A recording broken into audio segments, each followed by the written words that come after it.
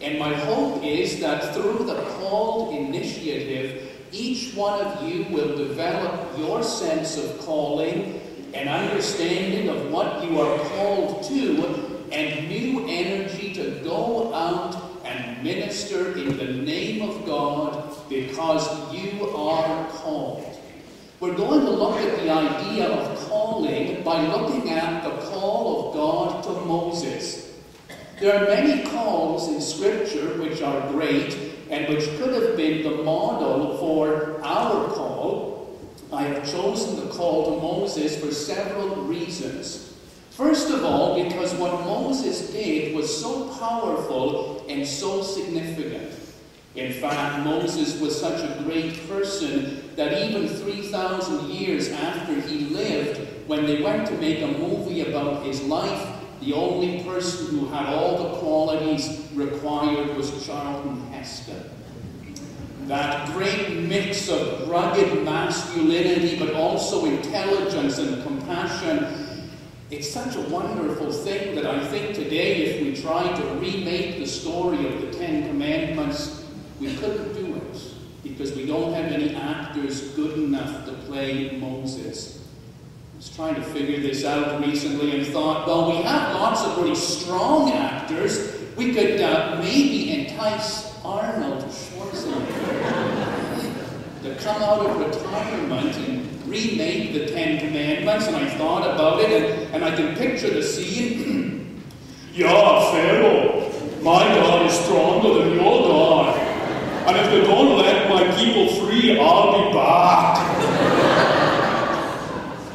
But see, I think that Arnold, in spite of Kindergarten Cop, he lacks the sensitivity that Moses would have had. And I thought, just by coincidence, when Moses went to Pharaoh, he was 60 years old. And you all know what great actor has just turned 60, Sylvester Stallone. Oh, Pharaoh, I am the law. No, it's not going to work. Moses was a great person. But it's not just because Moses was so great that we are using his call as the example of call. We're using that because in the call of Moses, we have the initial formation of our understanding of who God is. It is with Moses for the first time that God says, I am the God of your ancestors, Abraham, Isaac, and Israel. So you have this idea of a community forming around this God who is going to bring salvation to the whole world. Just to give a little bit of context to the story we're going to look at today, the story of the call of coming through the burning bush, remember who Moses is and where he comes from. Last week we saw a little bit of the story of Jacob and Esau. Jacob and Esau were the sons of Isaac. Isaac was the son of Abraham. And going back down now to Jacob and Esau, you remember it was Jacob who became Israel. Israel had 12 sons who became the nation of Israel.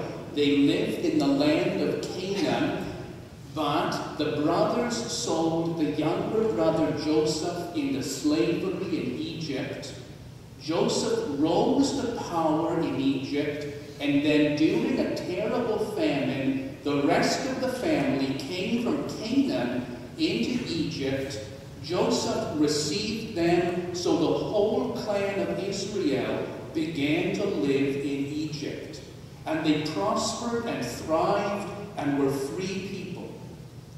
A few generations later, when the Pharaoh who knew about Joseph was dead, and Joseph was long dead and forgotten, the new Pharaoh said, "Who are these people in Egypt? They call themselves the children of Israel. They are becoming powerful. They are becoming a threat to Egypt itself, so we will put them into slavery." That king was Ramses II of Egypt, and he set the slaves the children of Israel to work building the pyramids, a life of toil and pain. And yet they continued to thrive and grow in number until the Pharaoh said, "This is it. We cannot have these people a threat anymore." And he commanded that every newborn baby boy of the Israelites be thrown into the Nile River. Moses' mother bore the child Moses. She didn't want him killed. She protected and hid him for 3 months. But when she could no longer hide him, she got a wicker basket and she coated it with pitch or tar. She put the baby in the basket and pushed the basket down the Nile River towards the castle of the king of Egypt. It so happened that that little baby's older sister was a servant to the daughter of Ramses II. And she knew that the basket was coming down the river, and she went down to the river and she pulled the basket out and took it to the daughter of Ramses and said, "Look at this, a little baby from the river." And Ramses' daughter picked up the baby and said, "Oh, he's so beautiful. I would like to keep him as my own." And she went to her father, Ramses, and said, "Look what I found. Can I keep it?" And Ramses said yes. They knew that he was an Israelite right from the beginning. And then the baby's sister said, "Let me go and find someone to be a nurse for this baby."